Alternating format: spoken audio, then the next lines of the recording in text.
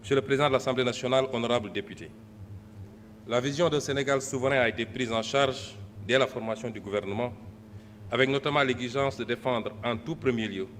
les intérêts du Sénégal et de ne plus jamais nous laisser dicter notre conduite dans la gestion des affaires publiques et la défense du citoyen sénégalais.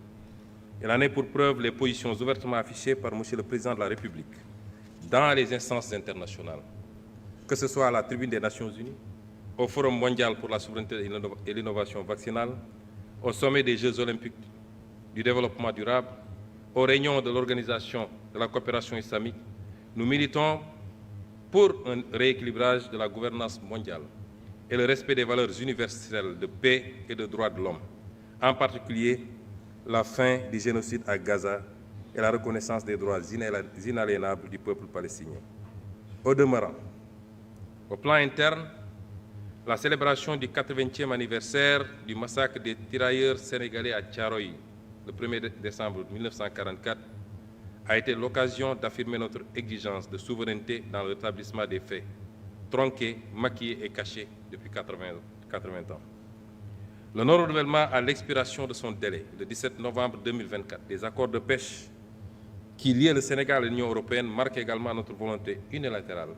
de défendre les intérêts de notre pêche artisanale, de notre armement national et de notre industrie locale de pêche. Concernant la souveraineté monétaire de l'Union monétaire ouest-africaine, notre gouvernement a eu des échanges avec la BCEAO sur l'état et les perspectives de mise en œuvre de la réforme du franc CFA. S'agissant de la souveraineté en matière de défense, le Président de la République a annoncé la fermeture prochaine des bases militaires étrangères au Sénégal. De toutes les bases militaires au Sénégal. Enfin, pour ce qui est de la politique étrangère du Sénégal, de nouvelles bases ont été jetées, à savoir le retour à l'orthodoxie dans la représentation diplomatique sénégalaise à l'étranger, avec l'accréditation de diplomates de carrière ainsi que le focus mis sur le renforcement des liens de coopération avec les pays africains. Monsieur le Président de l'Assemblée nationale, honorables députés,